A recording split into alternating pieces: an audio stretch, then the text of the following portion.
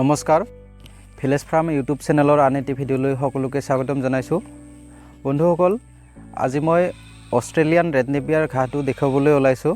মোৰ পাছফালে এইবোৰ দেখা পাইছে আপোনালোকে, এইটো হৈছে অষ্ট্ৰেলিয়ান ৰেড নেপিয়াৰ ঘাঁহ আৰু এই ঘাঁহখিনিৰ এতিয়ালৈকে বয়স 3 মাহ হৈছে আৰু মই ঠাণ্ডা দিনতে ৰোপণ কৰিছিলোঁ বাৰু, নৱেম্বৰ মাহত ৰোপণ কৰা আছিলে আৰু এতিয়া ফেব্ৰুৱাৰী মাহ চলি আছে আৰু 3 মাহ বয়সত এনেকুৱা ধৰণৰ হাইট হৈছে, এনেকুৱা ধৰণৰ গ্ৰথটো হৈছেগৈ। আপোনালোকে দেখিব পাৰিছে নিশ্চয়, মোতকৈ বহুখিনি হাইট হৈছে আৰু এই অষ্ট্ৰেলিয়ান ৰেড নেপিয়াৰ ঘাঁহটোত মানে পাতটো বহুত বেছি হয়। ছুপাৰ নেপিয়াৰ ঘাঁহৰ তুলনাত অষ্ট্ৰেলিয়ান ৰেড নেপিয়াৰ ঘাঁহটোৰ পাতটো যথেষ্ট পৰিমাণৰ বেছি হয়, আপোনালোকে দেখিব পাৰিছে আৰু দীঘল হয়, খুব দীঘল হয় পাতবোৰ ছুপাৰ নেপিয়াৰতকৈ।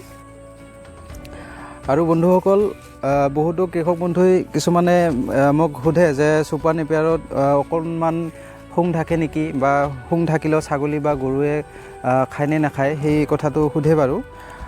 হয়, কথাটো হয় বাৰু। ছুপাৰ নেপিয়াৰ যিটো ঘাঁহ আছে সেইটোত শুংটো নাথাকে আৰু অষ্ট্ৰেলিয়ান যিটো ৰেড নেপিয়াৰ আছে সেইটোত কিছু পৰিমাণে শুংটো থাকে আৰু শুংটো থাকিলে বুলি ছাগলী বা গৰুৱে যে নাখাব তেনেকুৱা কোনো কথা নাই। খুব ভালকৈ ছাগলী আৰু গৰুৱে খুব ভালকৈ এই ঘাঁহটো খায় আৰু দুয়োটা খাইহে খুব যথেষ্ট পৰিমাণৰ ভাল। আৰু এই ঘাঁহটোৰ গোটেইখিনি মানে ঠাৰি বা যিটো পাত আছে গোটেইখিনি সম্পূৰ্ণ ৰঙা হয়, মানে ইয়াৰ গা গছ গোটেইখিনি ৰঙা হয়, আপোনালোকে দেখিব পাৰিছে। আৰু বহুতো বন্ধুই মোক সুধি আছিলে যে অষ্ট্ৰেলিয়ান ৰেড নেপিয়াৰ ঘাঁহটো আপোনাৰ ওচৰত পোৱা যাবনে নাই বুলি মোক বহুতে সুধি আছিলে বাৰু। মই তেওঁলোকক জনাবলৈ বিচাৰিছোঁ যে এতিয়া যদি আপোনালোকে লগাব বিচাৰে অষ্ট্ৰেলিয়ান যিটো ৰেড নেপিয়াৰ, এতিয়া লাহে লাহে গৰমৰ ছিজনটো আহি আছে, গতিকে আপোনালোকে যদি অষ্ট্ৰেলিয়ান ৰেড নেপিয়াৰটো লগাই ল'ব বিচাৰে তেতিয়াহ'লে মোৰ ওচৰত এভেইলেবল কাটিং এতিয়া পাব আপোনালোকে। আৰু স্ক্ৰীণত মোৰ নম্বৰটো দিয়া আছে, মোক আপোনালোকে ফোন কৰিব, যোগাযোগ কৰিব। যিমানখিনি কাটিং আপোনালোকক লাগে সেইমতে আপোনালোকে মোৰ পৰা যোগাযোগ কৰি ল'ব পাৰিব। আৰু কাটিংবোৰ মই দেখুৱাই দি আছোঁ। কাটিংবোৰ এনেকুৱা ধৰণৰ হ'ব, ছিংগুল এটা এটা গাঁঠি থাকিব বাৰু। আপোনালোকৰ ছিংগুল গাঁঠিয়ে খুব যথেষ্ট ভাল ৰিজাল্ট দিব আপোনালোকক। আপোনালোকে নাভাবিব যে ডাবুল ষ্টেম বা মানে ডাবুল গাঁঠি থকা কাটিং লগালেহে যে আপোনাৰ ঘাঁহটো হ'ব, তেনেকুৱা কোনো কথা নাই। ডাবুল গাঁঠিৰ কোনো প্ৰয়োজন নাই, ছিংগুল গাঁঠিতে যথেষ্ট পৰিমাণৰ ভাল ৰিজাল্ট আপোনালোকে পাব।